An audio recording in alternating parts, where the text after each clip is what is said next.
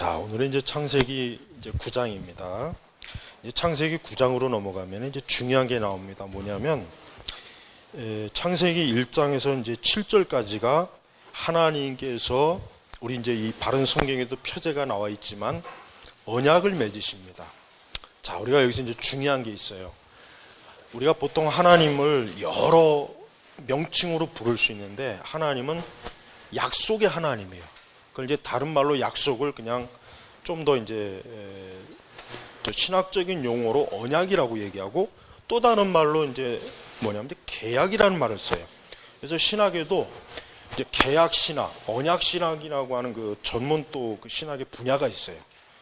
근데 여기서 보면 이제 하나님께서 언약을 맺어요. 근데 언약을 맺는데 무슨 언약을 맺냐면 근데 이제 중요한 건 뭐냐면 성경에서 하나님께서 사람과 언약을 맺을 때는 항상 일방적이에요. 그러니까 쉽게 얘기하면 우리는 보통 사람과 사람끼리는 야, 너 나와 이런 약속을 맺겠느냐 이렇게 서로 의논하는데 성경은 창세기 1장에, 3장에도 그렇지만 항상 성경 전체 아브라함과 맺은 언약도 그래요. 일방적이에요. 왜 그렇습니까? 하나님께서 사람을 창조했기 때문에 하나님은 그럴 자격이 계신 거예요. 그러니까 사람은 하나님의 피조물이니까 하나님께서 약속을 맺을 때는 사람은 따라야 되는 거예요. 뭐 나는 싫습니다. 뭐 나는 하나님과 언약 맺기 싫습니다. 그게 바로 뭡니까? 그게 바로 불신앙의 태도예요. 자, 여러분 사람들이 성경을 세상 사람들도 성경을 읽고 성경을 뭐 본다고 해도 그들이 그걸 중요하게 여깁니까? 전혀 중요하게 여기질 않고 이해하지도 못하고 이해한다고 해도 받아들이질 않아요. 자, 그건 뭘 얘기하냐면 하나님과의 약속을 뭐 거부하는 거예요. 그래서 우리는 신자는 하나님과의 약속을 한 사람이에요. 근데 그 약속이 어디에 있습니까? 성경이잖아요. 그래서 성경을 구약, 신약, 그 약자라고 하는 게 뭡니까? 계약할 때, 약속할 때, 그 한자도 그렇고 영어도 그렇고 그걸 쓴단 말이에요. 그러니까 우리는 성경을 단순히 그냥 하나님의 말씀, 물론 그렇죠. 그러나 더 중요한 건 뭐냐? 이건 약속의 말씀이에요. 그러니까 성경의 말씀을 사람이 그 하나님의 약속의 말씀을 지키고 순종하면 반드시 하나님은 그 약속에 대한 대가를 줘요. 대가. 근데 두 가지가 있어요. 대가가 두 가지가 뭐가 있냐면 우리가 이제 신명기 보면 알지만 하나님께서 이스라엘과 약속을 맺는데 너희가 이렇게 나에게 순종하면 내가 너희에게 이러이러한 축복을 주겠다. 근데 이제 또 어떤 약속이냐면 너희가 나와의 언약을 어길 시에는 내가 이러한 저주를 너희에게 내리겠다. 근데 그 저주가 나중에 다 이루어져요. 결국은 하나님과의 약속을 저버린 이스라엘, 비록 선민일지라도 약속을 저버리니까 하나님께서 뭘 주시냐면 하나님과의 약속을 어길 때 내가 너희에게 약속한 모든 재앙과 저주를 내가 너희에게 쏟아붓겠다. 그 약속이 이루어지는 거예요. 그러니까 여러분 우리가 중요한 게 있어요. 절대 여러분 성경의 말씀을 약속으로 믿고 받아들여야지 이 말씀을 그냥 단순히 감상용으로만 여기면 안 돼요. 이 말씀은 감상용이 아니에요. 반드시 말씀을 지켜야 돼요. 그래서 지금 노아에게도 뭐냐면 번성하라. 고기를 먹되 피채 먹지 말라. 또 살인을 금하여. 그 다음에 모든 피조물을 다스리. 하나님이 약속을 한 거예요. 그러니까 너희가 이렇게 하라. 그러니까 번성하라고 했으니까 어때요? 아이를 많이 낳아야 돼요. 사실 우리 기독교적인 관점에서 보면 이 산하 제한 엄밀히 얘기해서 하나님의 말씀하고는 반대가 돼요. 우리나라는 뭐 지금 정책적으로 이제 아이를 많이 낳으라 그러는데 옛날에는 70년대만 해도 80년대까지만 해도 그랬지 않습니까? 두 자녀, 한 자녀 정책. 그래서 인구 폭발, 그렇게 까질러 놓다 다 뒤진다, 망한다. 별 아주 회계 아주 겁나는 구호를 해가지고 애를 못 낳게 했는데 지금 보세요. 지금 거꾸로 됐죠. 이대로 가면 우리나라는 100년 뒤면은 반토막이 난다 그러잖아요. 반토막. 근데 사실은 사실 60년대까지만 해도 보통 한 집에 4, 5, 많으면 7, 8, 더 많으면 12. 굉장히 보통 그렇게 낳았죠. 이제 그만큼 또 이제 아이들이 또 이제 영아 사망률도 좀 있긴 하지만 많이 낳잖아요. 근데 기독교적인 관점에서는 뭐가 됐든지 간에 아이를 많이 낳는 게, 이게 쉽게 얘기하면 하나님이 주시는 대로 낳는 게 사실은 성경적입니다. 성경적이. 그래서 로마 천주교는 심지어는 피임도 그건 죄라고 여겨요. 천주교는 굉장히 엄격합니다. 근데 천주교인들은 교황이 그런 말 한다고 해서 듣진 않아요. 또 그런 말은 안 들어요. 그러니까 여러분 사실은 우리 기독교인들은 저도 이미 결혼을 해서 그렇지만 우리 청년들은 제가 이제 꼭 권고하고 싶은 게 그거예요. 아이들을 한 3이나 4을 낳아요. 꼭 낳으세요. 우리 중년분도 여력이 있으면 하십시오. 근데 이건 농담이 아니에요. 이거 웃기는 얘기가 아니라 그리스도인들은 거룩한 씨들을 많이 퍼뜨려야 돼요. 그게 원리입니다. 그러니까 우리 기독교 청년들은 세상에, 아까 제가 말했잖아요. 세상은 아이를 안 낳고 결혼을 안 하는 게 세상의 관점이지만 그리스도인들은 반대예요. 하나님 번성하라고 했거든. 번성하라. 그래서 9장 7절에 보면 너희는 생육하고 번성하여 땅에 가득 차고 그 안에서 번성하여라. 번성하여라. 하나님은 사람들이 이 땅에서 번성하는 걸 기뻐하세요. 근데 여러분 세상엔 앞으로 인구가 많아서 이 세상에 굶어 죽을 것이다. 식량이 어쩌고 저쩌고. 그거 싹 거짓말입니다. 그런 말에 속지를 마세요. 이 세상은 하나님이 통치하시지 사람이 통치하는 게 아니에요. 인구학자 지가 뭔데 이 세상에 대해서 지가 박사입니까? 하나님이 하셔요. 하나님이. 그러니까 우리가 적어도 그리스도인들은 이 세상의 그 잘못된 세속적인 방식으로 아이를 하나 낳자, 낳아서 기르기 힘들다, 경제적으로 어렵다, 그런 생각을 하지 말고 믿음으로 낳아야 돼요. 믿음으로. 그래서 우리 교회 청년들은 하여튼 한 4 정도는 낳으세요. 4. 그게 좋습니다. 그게 그 가정을 이루는데 그게 좋은 거예요. 그게 성경적이에요. 자녀를 안 낳고 결혼하는 그런 그 흐름도 지금 많이 있지만 그건 정말 나쁜 거예요. 그건 그들 본인 자신도 나쁜 거예요. 그러니까 여러분, 우리 기독교적인 관점에서 생육하고 번성하라는 해석을 할 때 우리 그리스도인들은 자녀를 낳는 걸 축복으로 여겨야지, 자녀가 많으면 골치 아파, 귀찮아, 키우기 어려워, 이게 바로 세속적인 거란 말이에요. 이런 걸 뜯어고치라면 이런 것부터. 근데 사실은 교회 안에 있는 우리 청년들도 보니까 똑같더라고요. 자녀를 1명 아니면 2명도 많다고 생각하는 것 같아요. 심지어는 1명도 안 낳으려고 그러잖아요. 그러니까 자녀를, 저는 결혼을 늦게 해서 그렇지, 저는 30대 중반에 했잖아요. 저는 30대 중반에 했기 때문에 사실은 더 자녀가 있었으면 하는 생각이 들어요. 한 애가 더 있었으면, 한 둘이 그럼 참, 근데 그게 좋을 것 같다는 생각이 들어요. 왜냐하면 더 아이들에게 하나님 말씀을 가르치고, 그래서 우리 성도들의 신앙, 그러니까 적어도 우리 그리스도인들은 흔히 목사님들이 그런 말, 밖에 나가서 전도를 못하면 애라도 많이 만들어야지.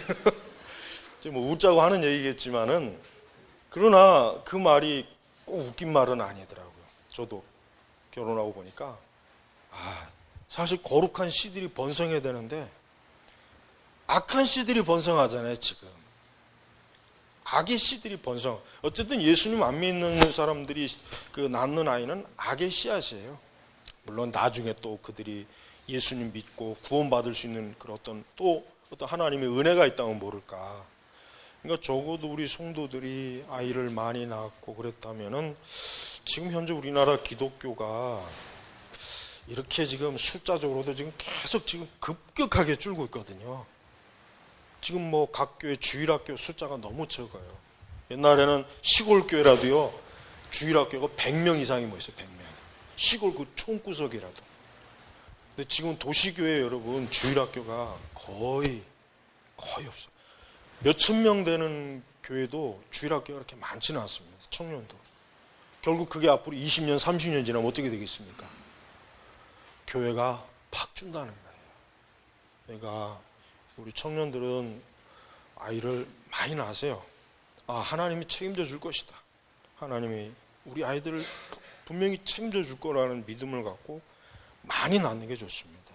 사실 교회는 그렇게 해야 되는데 교회도 그렇지 않았어. 지금 참 그 어려움입니다. 자, 그리고 이제 고기를 이제 4절에 보니까 고기를 그 생명인 피채 먹지 말라. 그러니까 어떤 성경학자들은 이 말씀을 근거로 홍수 이전에는 고기를 먹지 않았구나라는 생각을 해요. 그러니까 보통 지금 대부분의 그 보편적인 주석가들이, 저도 사실 그렇게 알고 있었고 믿었는데, 또 어떤 일부 해석자들은 홍수 전에도 고기를 먹을 수는 있었다, 뭐 그렇게 해석하는 사람도 있어요. 근데 여기는 어쨌든 다만 고기를 그 생명의 피채 먹지 말라 했는데, 엄밀히 얘기하면은 홍수 이전에도 아마 고기를 먹되 피채 같이 먹었지 않나. 그러니까 여기서 고기를 그 생명인 피채 먹지 말라 했으니까 아마 홍수 이후에는 하나님께서 고기를 먹기는 먹되 피는 빼고, 그래서 여러분 유대인들의 코셔 음식법 보면은 피를 다 빼고 고기를 먹거든요. 여기에 근거예요. 나중에 이제 율법에도 있지만.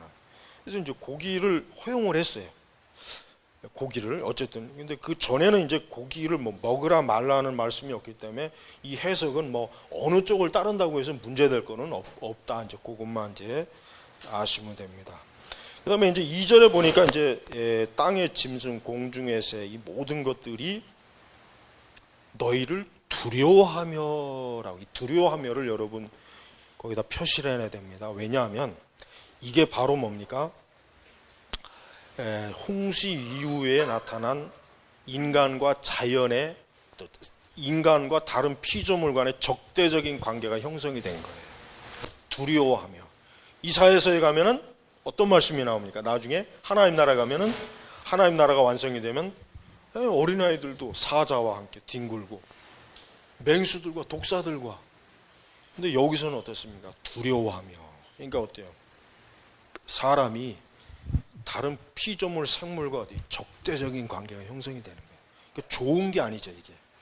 그러니까 굉장히 더 나빠진 거예요. 홍수 이후에 시간이, 그 세대가. 자, 그 다음에 이제 특별히 하나님이 5절에 보니까 특별히 이제 사람의 생명, 사람의 그 생명에 대해서 이제 중요하게 여기는 거예요. 5절 그러니까 짐승이면 짐승, 사람이면 사람. 그러니까 생명에 대해서 하나님이 소중하게 여기는 거예요. 그 이유가 뭐겠습니까? 당연하죠. 8 식구가 남았는데 서로 죽이고 그러면 어떻게 되겠어요? 인류가 그냥 싹 도말되죠. 없죠. 그러니까 하나님께서 사람을 번성시키게 하려고 특별히 중요한 명령을 준 게 절대 서로 죽이지 말아라. 동물이건 짐승이건. 그러니까 여기서 보면, 그러니까 반드시 내가 너희의 생명의 피를 찾을 것이니, 이게 그 레위기에 나오는 거죠. 또 짐승이면 짐승, 사람에게서, 형제면 그에게서 내가 생명의 피를 찾겠다. 특별히 이제 사람의 중점을 둔 거예요. 사람의 중점을 둔 겁니다. 짐승 같은 경우는 이제 잡아먹을 수 있는 경우에는 하나님이 허용을 하신 거죠. 그러나 사람은 잡아먹으면 안 되잖아요. 사람은 배고프다고 사람을 잡아먹을 수는 없잖아요. 물론 그런 일도 많이 있었지만. 자, 그래서 이제 1절부터 9절까지는 이렇게 하나님께서 질서를 세워주셨어요. 질서. 그러니까 막 무지막지하게 무질서하게 내버려 두지 않고 다시 노아의 가정을 통해서 인류가 시작하는 거니까 하나님께서 새로운 질서를 딱 세워준 겁니다. 자, 그 다음에 이제 두 번째 하나님이 뭘 약속하냐면은 11절에 가보면은 지난 시간에 얘기했지만은 하나님께서 이제 홍수로는 멸절하지 않겠다. 그러면서 어떤 언약의 확증을 주는데 무지개를 보여주셔요. 무지개. 여러분 무지개 보셨습니까? 저는 이 무지개를 초등학교 이후로 거의 본 적이 없어요. 근데 무지개를 제가 어릴 때 이렇게 시골에서 봤는데 지금도 그 기억이 나요. 이 무지개가 너무 아름다워요. 너무 아름답고 그래서 이제 저는 참 이게 어린아이라 미련했는지 그 무지개를 막 잡으려고 코앞에 있는데 어떻게 계속 잡으려고 가면은 더 멀리 있고 더 멀리 있고 있는 거예요. 이 무지개가 참 아름답습니다. 진짜 무지개가 이 도시에서는 어쩌다 한 번씩 무지개가 잠깐 하늘에 뜨지만 저 시골이나 이런 이제 농촌에 가서 진짜 무지개 뜨는 거 이렇게 보네요. 정말 아름다워요, 정말. 그러니까 우리가 그리스도인들은 그걸 보고 그때 이제 어릴 때도 주일학교 때 하나님께서 홍수 이후에 저 무지개를 우리에게 약속으로 주셨다. 저 무지개를 보면서 하나님이 다시는 홍수로 세상을 심판하지 않겠다. 주일학교 때 그걸 많이 배웠거든요. 그래서 그걸 보면서 이제 하나님의 언약의 약속을 생각한단 말이에요. 근데 이제 뭐 과학자들은 무지개가 어쩌고 저쩌고 원리가 어쩌고 이제 그런 설명을 하죠. 근데 여러분 우리가 알아야 돼요. 세상에 뭐 어떤 이 자연 현상은 결국 궁극적으로 누가 만드시는 겁니까? 하나님 만드시는 거죠. 왜? 하나님께서 공기와 땅과 모든 것들을 만드시니까 무지개도 결국은 하나님 만드시는 거예요. 그러니까 하나님께서 무지개를 보여주신 약속이 맞는 거예요. 틀린 얘기가 아니에요. 그러니까 그 무지개를 보면서 사람들이 뭘 깨닫습니까? 하나님의 자비와 언약. 저 무지개가 이 홍수 심판 이후에 하나님께서 우리에게 약속하신 거야. 다시는 멸하지 않겠다, 홍수로. 그래서 이제 13절에 보니까 내가 내 무지개를 구름 속에 두었으니 그것이 나와 땅 사이의 언약의 징표가 될 것이다. 하나님께서 무지개를 보여주시면서 언약의 징표예요. 이제 여기서는 단순히 말씀으로 약속만 한 것이 아니라 징표를 보여주는 거예요. 징표. 뭐로? 무지개로. 그래서 여러분도 혹시라도 어느 때 무지개를 보게 되면 저것이 바로 하나님께서 언약의 징표이구나. 그렇게 보시면 돼요. 근데 무지개 볼 일이 거의 없어요. 그게 안타까워요. 그래서 어릴 때 그렇게 선명하게 진짜 여기서부터 여기까지 이렇게 끝까지 이렇게 완전히 휘어진 거 있죠. 그 무지개의 그 기억이 아직도 남아요. 그러니까 그런 무지개를 거의 그 이후에는 이제 본 게 없네요. 참 안타까운데 하여튼 조그만 무지개라도 보면은 요 말씀을 좀 기억하시면 되겠습니다. 자, 그런데 이제 18절로 들어가면은 안타까운 사건이 일어나죠. 뭡니까? 노아가 술 취하는 사건이 일어나요. 그러니까 저는 이 노아가 영적으로 좀 나태해졌다고 이렇게 해석합니다. 노아가 이제 홍수 이후에 이제 땅 위에 이제 안착하고 농사를 짓고 이제 그러면서 이제는 좀 뭔가 이제 마음의 여유가 생기니까 포도를 재배에다가 이제 포도주를 만들어서 먹고 술 취한 거예요. 근데 어떻게 술 취했냐면은 그냥 부끄럽게 21절에 보니까 그러니까 20절에 노아가 땅을 경작하는 사람이 되어 포도나무를 심었다. 그가 포도주를 마시고 취하여 자기 장막 안에서 벌거벗었는데 여러분 상상해 갑니까? 이렇게 당대의 경건한 의인이 포도주를 마시고 그냥 이것도 점잖게 누워서 이렇게 먹지 그냥 옷을 왜? 그러니까 노아는 아마 그 술을 먹는 패턴이 술 먹으면 옷 벗는 거. 어떤 사람 이런다면서요. 어떤 사람은 술 먹으면 말을 많이 하고, 어떤 사람은 술 먹으면 조용하고, 어떤 사람은 술 먹으면 하여튼 그 진상이 다양하게 나오잖아요. 사람마다. 그래서 그 사람은 술 먹여놓고 또 도박을 할 때 그 사람의 본체가 드러난다. 뭐 이런 말도 있는데 노아는 아마 술 먹고 옷 벗는 게 아마 이 노아의 진상인 것 같아서. 왜 옷을 벗어가지고 그냥. 근데 이제 여기서부터 어떤 문제가 생기냐면 이제 이제 그 함과 그 다음에 이제 그 나머지 두 아들 있죠. 셈과 야벳. 이제 문제는 이제 그 함이 자기 아버지의 그 모습을 보고 이제 두 형제에게 알렸는데, 이제 함은 나중에 이제 그 노아가 술 취하고 깨우고 나서 이제 함을 책망했어. 함과 그 가나안을 이제 책망을 한 거예요. 아마 이제 가나안이 이제 자기 할아버지죠. 가나안은 노아에게 노아가 아마 이제 가나안도 아마 함과 지 아버지하고 똑같이 노아를 아마 흉을 어떻게 많이 받던 아마 욕보였던 그런 것 같아요. 그러니까 나중에 하나님이 노아가 저주하죠. 그래가지고 이제 셈과 야벳은 그 얘기를 듣고 어떻게 합니까? 아이고 이거 우리 아버지가 크게 부끄러운 어떤 실책을 하고 있구나 하면서 이제 뒤로 해서 이제 이렇게 아버지의 하체를 보지 않고 덮어주고 이제 그렇게 이제 처리했는데, 이게 이제 나중에 이제 아주 여기서부터 이제 아주 인류 역사의 아주 결국은 결정적인 그 예언이 이제 노아에게서 나오는 거예요. 여러분, 우리가 이제 노아가 왜 이렇게 예언을 할 수 있는지 우리가 이해를 해야 돼요. 뭐냐면 이 시기는 하나님의 계시가 어떻게 합니까? 어떤 이런 말씀의 형태로 나오는 것이 아니라 노아가 족장이거든요. 그러니까 하나님께서 직접적으로 노아를 통해서 계시가 이루어지는 거예요. 그래서 노아가 어떻게 했냐면 24절에 보니까 노아가 술에서 깨어 그 작은 아들이 자기의 행한 일을 알고, 그러니까 아는 거예요. 나중에 말하기를 가나안은 저주를 받을 것이요, 함이 아니라 가나안이라 그랬단 말이에요. 그러니까 함보다는 가나안이 더 아마 이 노아에게 아마 굉장히 좀 무례하고 아주 그 참 잘못된 뭔가 했던 거예요. 그러니까 가나안을 직접적으로 저주하자. 자기 형제의 종들의 종이 될 것이다.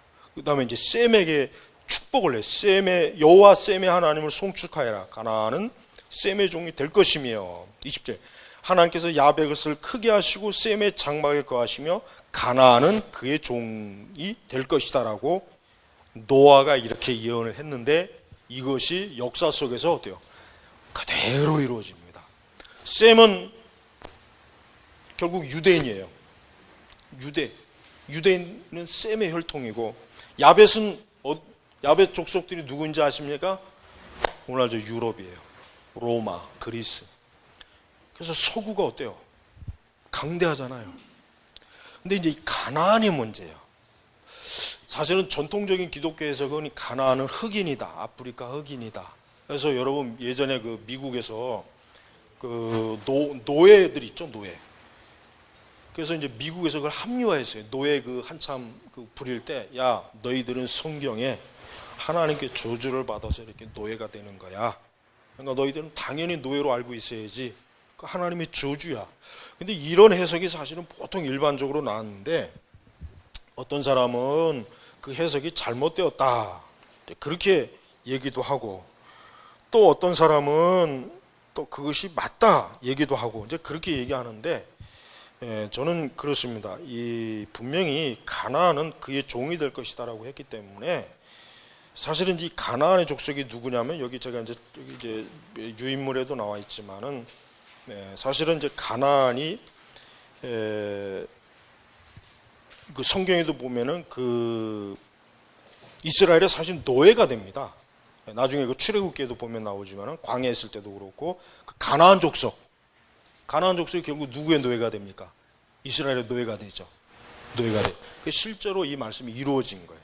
근데 이제 가나안의 족속들이 나중에 혈통상으로 보면은 에티오피아 주로 이쪽이에요.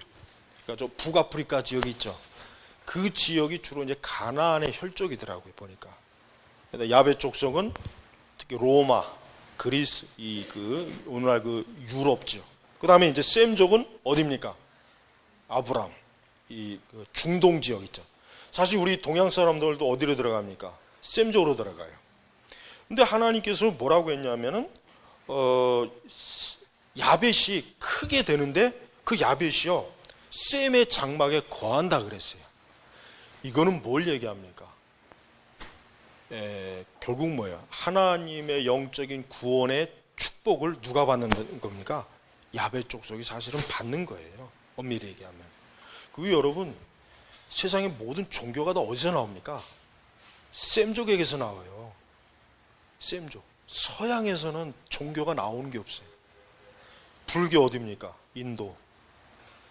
그 다음에 이슬람교 어디입니까? 역시 마찬가지로 동해안이에요. 유대교 어디입니까? 셈적이에요. 그래서 이런 말이 있지 않습니까? 빛은 동방에서 온다 이 말이에요. 빛은 동방에서 온다. 그러니까 인류의 정신적, 종교적 빛이 어디서 나오냐면 전부 다 이 셈적에서 다 와요. 그리고 사실 그것을 정작 누리는 사람, 그 종족이 어디냐면 야베 족속이에요. 그러니까 인류 역사를 봐도 너무나 이건 분명히 드러나는 거예요. 그래서 이제 이러한 그 하나님의 저주와 이제 축복이 이제 하나님께서 이제 내리셨는데 이게 이제 결국은 앞으로 노아와 노아의 후손들을 통해서 어때요? 인류 역사가 이루어지는 게 고스란히 다 어때요? 성취가 되는 거예요. 그래서 여러분 이제 그 후대 이제 보면은 이제 10장, 11장에 보면은 거기 보면 이제 뭐가 나옵니까? 10장 1절에 보면 이건 다음 주 할 건데 노아의 아들 셈과 함과 야벳의 계보는 이렇다면서 아주 지루한 그냥 아주 계보가 나. 아주 성경 읽을 때 여기가 아주 고비예요, 고비. 아주 여기는 또 아무것도 아니에요. 더 저 역대기나 뒤로 넘어가면 그냥 아주 더 힘들어요. 근데 여러분 이 10장하고 10장을 보면은 이게 바로 인류의 우리 조상들의 우리 아주 먼 조상들의 계보예요. 계보. 아주 신기한 거예요. 이게 이제 자세하게 안 나와서 더 어떻게 퍼진지는 우리가 모르겠지만은 하여튼 이게 확실한 건 뭡니까? 자, 아라랏산에서 노아의 가족이 이제 딱 이제 상륙을 했어요. 거기서부터 이제 인류가 어떤 식으로 퍼지냐면 이 세 아들이 저 유럽, 그 다음에 어떻게 아시아, 그 다음에 어떻게 아프리카 쪽 이 세 대륙으로 흘러가면서 점점 더 가는 거예요. 더 계속 시간이 가려면. 그래서 결국은 저 남북 아메리카, 이 아시아 쪽으로도 여러분 중국을 통해서 또 우리나라도 그렇고 동남아시아도 그렇고 그러니까 결국은 뭐예요? 인류가 시간이 흘러감에 따라 이 종족과 부족들이, 시족들이, 혈족들이 쑥쑥 퍼져나가는 거예요. 그러니까 한 혈통이에요. 그러니까 우리나 지금 지구상에 있는 70억의 인구가 결국 다 누구의 후예들입니까? 노아. 그 다음에 노아의 세 아들의 어느 쪽의 혈통은 다 갖고 있는 거예요. 그러니까 사실은 인류는 하나거든요. 근데 이게 이제 나중에 바벨탑 사건을 일으키는 하나의 중요한 단초가 돼서 하나님이 그때는 뭐 합니까? 이제는 언어를 이제 분산시키니까 그때서야 본격적으로 이 종족과 부족으로 다 나눠지는 거예요. 이 언어에 따라서. 근데 아직은 그 전까지는 노아의 후손들은 다 같은 하나의 가족이기 때문에 많든 적건 언어는 다 하나였다는 거예요. 근데 이때 언어가 뭔지는 몰라요. 근데 이제 성경학자들은 그것이 이제 히브리 언어일 것이다. 유대 랍비들이 주장하는 거예요. 그러니까 자기들의 언어일 것이다. 이제 그렇게 얘기해요. 근데 그거는 뭐 확실한 증거는 없는데 그렇게 이제 추정을 하는 거예요. 자, 여러분, 우리가 이제 창세기 이제 9장을 보면은 우리가 이제 몇 가지 중요한 교훈이 있습니다. 뭐냐면 하나님께서는 노아를 통해서 두 번째 세상을 하나님이 열어주셨어요.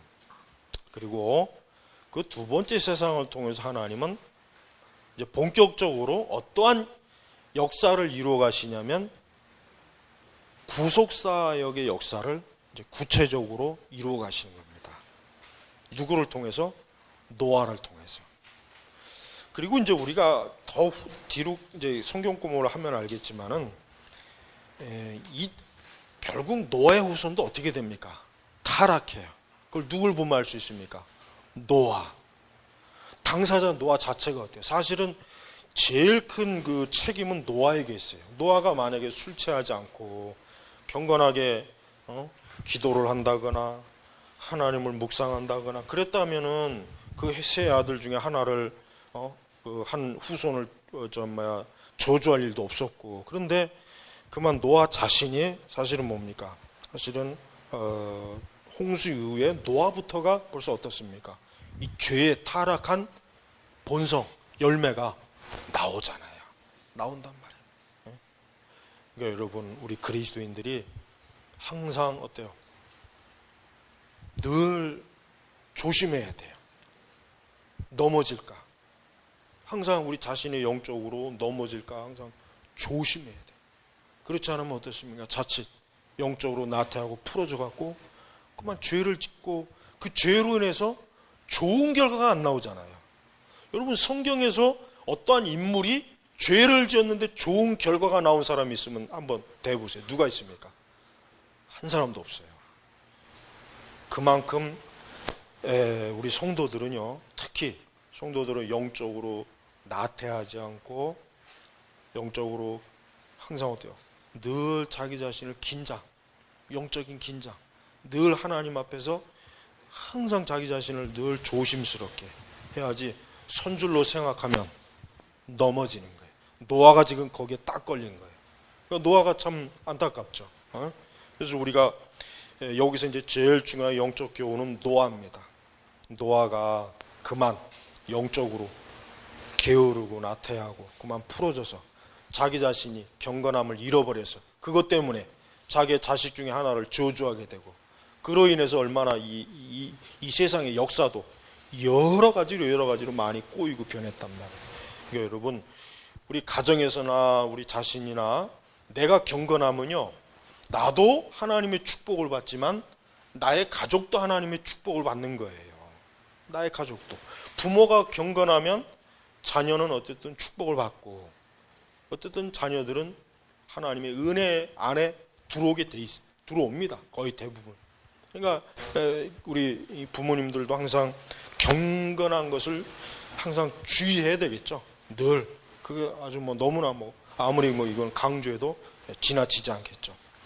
그다음에 이제 또 중요한 건 뭐냐면 이제 16절에 보니까 그 무지개가 구름 속에 있어서 내가 그것을 보고 나 하나님과 땅에 있는 모든 육체를 가진 모든 생물 사이에 영원한 언약을 기약하겠다. 그러니까 하나님께서 계속 지금 언약이라고 하는데 이 언약의 궁극적인 것은 결국 뭡니까? 예수님이에요. 언약의 궁극적 정점은 예수 그리스도를 통한 하나님의 구원, 은혜. 결국 여기서도 지금 그걸 얘기하는 거예요. 하나님께서는 이제 뭐예요? 예수님을 통해서 인류가 궁극적으로 구원을 받을 수 있는 길을 앞으로 마련하겠다. 결국 여기서 말하는 게 지금 그걸 얘기하는 것입니다. 그러니까 우리 성도들은요, 결국 인류, 아담으로부터 시작해서 노아를 거쳐서 지금까지 세상에 왔지만은 인류의 소망은 예수님입니다. 인류의 소망은 예수님이에요. 그리고 우리 성도들은 더더욱이나 예수 그리스도가 우리의 유일한 소망이에요.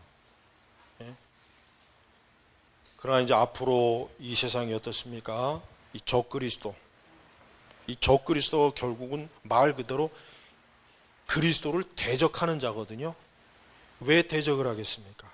하나님의 궁극적 은혜의 언약을 깨트리려고, 무너뜨리려고 하는 것이란 말이에요. 그러니까 우리 성도 여러분, 하나님께서 우리에게 주신 구원의 언약의 증표, 무지개, 이건 사실은 영적으로 예수님을 상징하는 것입니다. 사실 예수님을 상징하는 거예요. 그러니까 노아부터 노아의 식구들이 너희들이 저 무지개 그리스도를 바라봐라. 그 그리스도가 바로 너희의 소망이다. 너희를 안전하게 지켜줄 것이다.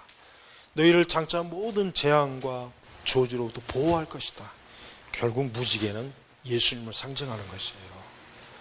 우리 성도 여러분, 오늘도 우리는 사실은 노아 홍수보다도 어떻게 보면 더 무서운 영적인 재앙과 재난의 때에 살고 있어요. 보십시오. 특히 요즘 아주 그냥 전 세계적으로 어수선하잖아요. 우리나라도 그렇고 그냥 막 사람이 죽어도 그냥 막 왕창 대량으로 막 죽고 난리예요. 이게 참 무서운 세상이에요. 우리가 이러한 세상에서 누구의 보호를 받아야 되겠습니까? 예수님이에요. 예수 그리스도의 보호가 아니면 우리는 안심할 수가 없단 말이에요. 그래서 항상 우리의 소망 되신 예수님, 무지개를 바라보듯이 예수님을 바라보는 그러한 참된 소망을 가지시기를 주의 이름으로 축복합니다. 기도하겠습니다. 하나님 아버지 감사합니다. 오늘 창세기 9장을 간략하게 살펴보았습니다. 아버지 하나님, 우리 성도들이 오늘도 이 말씀을 또 개인적으로 또 다시 한번 읽어보고 또 더 말씀을 또 묵상해서 또 귀한 하나님의 귀한 영적인 은혜의 양식이 또 어디에 있는가 찾아보고 그것을 부지런히 먹고 마시고 힘을 얻게 하소서. 또 이따 토론의 시간에도 하나님의 말씀을 통해서 우리의 생각, 마음, 우리의 지식, 우리의 태도, 모든 것들이 올바른 참 하나님의 경건한 참 아브라함의 씨앗으로서 저희가 자라도록 인도해 주시길 원합니다. 감사하며 예수님의 이름으로 기도 올렸습니다. 아멘.